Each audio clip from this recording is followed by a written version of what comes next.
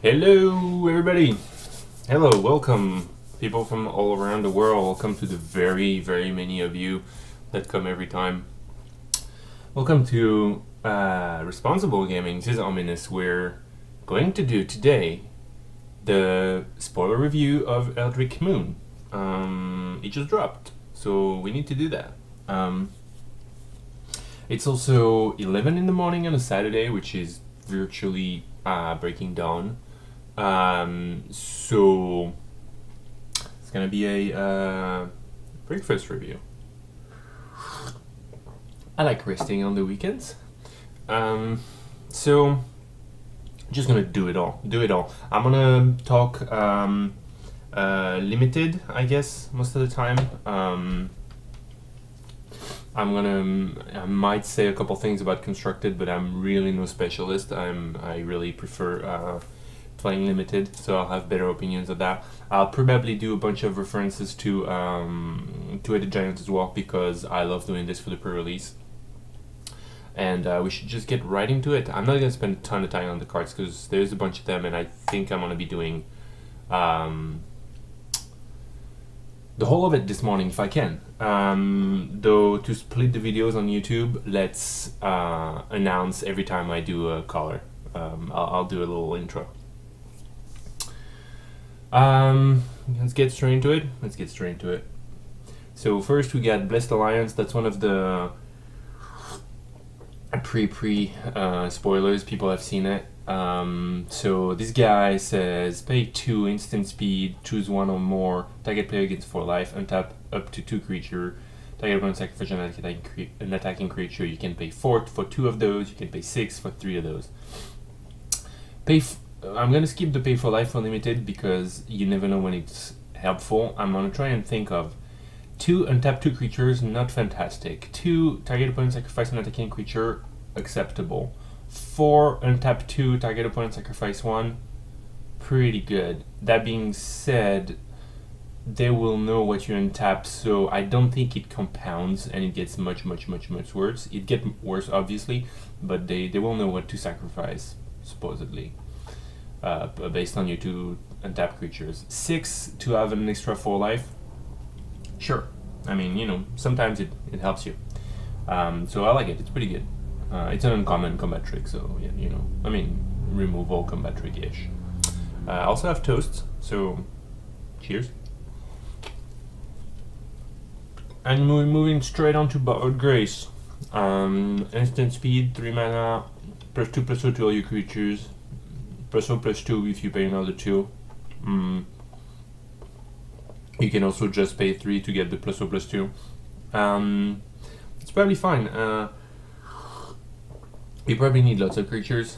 And this is, usually +2/+2 to all your creatures is much better when you have a lot of creatures. +2/+2 for 5, I guess, is what happens when you have a bunch of extra mana.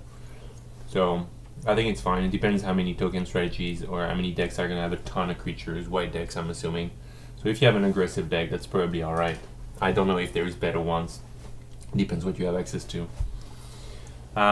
We get our pacifism effect over here. A creature cannot attack or block for 3. That's already fantastic. You don't need the card to be a pacifism for it to be fantastic. Then you can pay 5, sacrifice the enchant to exile the creature. I'm not really aware of many creatures that care if you pacifism them or if you exile them. That would be like creatures with static effects, I guess. Though I suppose they could sacrifice their own creature, so it's probably better to exile the creature. Tiny little added effect, you can also get an enchantment in your graveyard when you do that. So it's probably pretty darn good. Yeah, I really like it. Get a rares. I almost debated not doing the rares, but we're gonna see quickly what it does. 3 mana, that's gonna be insane. I mean, escalate, tap a creature, oh my god. So it's virtually 3 mana sorcery speed for all of those effects. You just have to tap creatures. Destroy a target creature with power 4 greater. I'm already sold, basically. 4 greater, yeah, that's Smite the Monstrous for less mana. Destroy target enchantment. Sure, you only had to tap a creature. Put a +1 counter on each creature target player control. Oh my god. That is gross. Alright, the rares, we're not gonna spend too much time on them. So that was gross. Now, let's see if I can adjust. No, I cannot adjust perfectly. Oh well. That's okay. Courageous Outrider, 3/4/4/4, sold. When Courageous Outrider enter the battlefield, look at the top 4 cards of your library. You may reveal a human card from among them and put it into your hand. Put the rest on the bottom of your library into any order. Duper super sold. 3/4/4 with an extra human. Yes, that's amazing. That's really amazing. I mean, it sort of depends on what type of creatures are in the format, but a 3/4/4 is just about always fantastic. So don't you worry, you can use that card. 2/2 flying for 3. Really depends on the dynamic of the format. Sometimes it's good, sometimes it's not so good. It's at the very least playable usually. It's probably good. Probably you can play this in your spirit decks too. Look at the top 7 cards of your library, put 2 Planeswalker from them into the battlefield and rest in another. I don't even know if it's good for constructed, but it's definitely absolutely garbage for limited. We're moving on. I seen this guy. For 3, a 1/2. When dies, put a 3/2 Corrosive Resi Horror onto the battlefield. And it gets +3/+2 as long as it's 4 more type into the graveyard. It is amazing. If you haven't learned from Traben Spectre, which I'm guessing maybe that's the same person. Who knows? It was a woman, wasn't it? It looks like a dude. Oh, actually, that also kind of looks like boobs. Oh well. And it's carrying a goat. Oh, lamb. Okay. This is amazing. This is fantastic. You get a body that does potentially something, even without the delirium. You get a creature. It's there, it's jumping, it's attacking, it's holding 1/1s. Who cares? Then, when it dies, you get your value. It's a 3/2 for 3. There's no problem with that. Unless there was a ton of exile effects. And this guy can be a 4/2, for God's sake. This is amazing. Love it. I mean, it's not a bomb or anything, but I love it for a common. We're gonna make this thing a little bigger because it is bothering me a great lot that we're cutting the card so violently. Okay. So let's call Shieldmate. Flash. Does the battlefield of the creature you control get +1/+1 until end of turn? Amazing. 2/3 for 3 flash. It's already very good. +0/+1 to all your creatures. That can be some massive combat trick blowout. Obviously, it only applies to when you are going to trade 2 creatures, basically, so you don't trade anymore, which makes it not that easy to set up. But I mean, you could be like getting a removal spell, direct damage to a creature, flashing this guy. What? Yeah, that's cool. It's very cool. Like 2/3 for 3 flash is already amazing, so go for it. Faith Unbroken. Enters the battlefield, exile target creature on opponent control until it leaves the battlefield. +2/+2 for 4. That's pretty nuts. You're gonna have to wait for the opponent to be tapped out, probably, but damn is it good. Yeah, you get your, you get your Oblivion Ring effect for 4, which existed in Battle of Zendikar, given that it was for all permanents. Or not even, right? It was like creatures and enchantments, and you get +2/+2 for free. Awesome. Okay, we got a 3/4 for 5 lifelink. I probably like it. Well, that seems quite serviceable. Yeah, again, depends on the dynamic of the format. Like a big butt and 3 damage lifelink, that's big deal. That's really the thing. Fiendbinder. 3/2 for 4. Whenever Fiendbinder attacks, tap target creature. Defending player. Wait, what? Oh, 3/2 for 4 that taps somebody when it attacks. Okay. Neat synergy. It's probably good. It's probably quite good. I mean, I liked the 2/2 for 3 version better. From it was probably M15. But because for 4 when you get your 3/3 for 4 nowadays is just not good enough. 3/2 for 4, that's good. The upside, it's real. It's real, but it's only for attacking too, so if you remove their big creatures, they can still have a whole bunch of bears that blocks this, so maybe if you're very aggro, or depends. Maybe there's like good like Faith Unbroken or Drog Skull Shieldmate to save it, or I don't know yet. It seems like the humans can kind of protect themselves a little bit, so might be a little better than I think, but I'm not a huge fan otherwise. Defender flying 2, 3, 4, 4, 2. Defender flying. Yeah, but still, damn. Okay. Turn 2. Drop my 2/3 flying blocker. As long as you have Delirium, it can attack.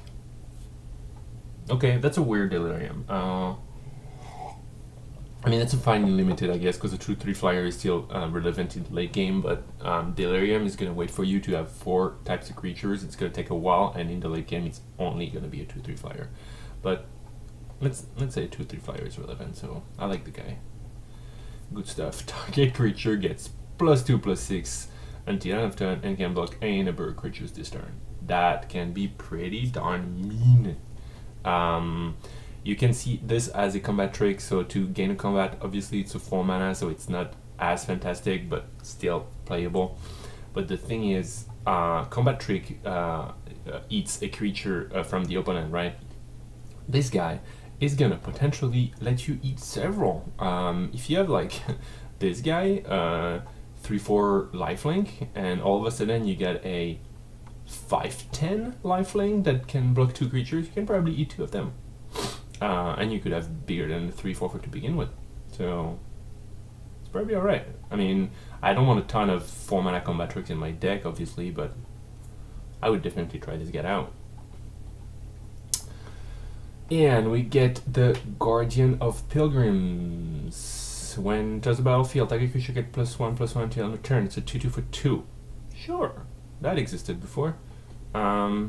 It's like serviceable. It's probably fine to good. There is most likely a deck that wants 2/2 for 2. It's not a human, which I don't know. Like there's cards. It's weird because there's a dissonance for most players. They see something that's vanilla and very simple and should be your bread and butter. You expect it to be a human. Maybe it would be too good, I guess, but you can't take that away from people. They see like the 2/2 flyer from Battle for Zendikar. They want it to be an ally because it just kind of makes sense. You do your 2/2 for 2 that gives +1/+1 to somebody. That's supposed to be a human. Like spirits don't care about giving +1/+1 to people. I don't think. 3/2 for 3 human warrior enters the battlefield. You may return aura or equipment from your graveyard to your hand. Seems legit. If you have the right deck for it, it could be very good. If you get your Bound by Moonsilver, your Pacifism for 3, your Faith Unbroken potentially, this guy, that could be very, very solid. I mean, hell, isn't the Auramancer a 2/2 for 3? Yeah, I'm happy. I like this guy. I mean, obviously you want the enchants, but even then, like if you're in a pinch, it's a human 3/2 for 2. Go for it. Iron Right Cleansing, exotic artifact or enchantment. I don't imagine there's that many enchantment, but side deck. Long Road Home, exotic creature at the beginning of the next step, return that card on the battlefield and is under control with a +1/+1 counter on it. I tend to like to be cute and fancy and tricky with those things. Otherwise, I don't really know what it's meant for. I mean, you usually don't want to do this on your opponent's creatures unless you're getting real cute. So it could be used to save yourself from removal, which I guess for 2 and get a +1/+1 and save yourself, that's fine. But it's not a combat trick, is the thing. You cannot exile and get it at the end of the next end step and have it be a combat trick. So it's really kind of a protection spell. So yeah, I mean, I would probably run it. I don't know exactly how that works, but I would be happy to leave that open. I mean, protection spell is better when it's costing 1 mana, I feel, but you know, it's probably still quite good. And you can sometimes get cute and get your opponents with it, so that's fine. We get another aura. Yeah, I'm getting the sense that the auras are gonna be kind of interesting. Enchanted creature gets +2/+2 and 1 sacrifice a permanent. This creature can fly until end of turn.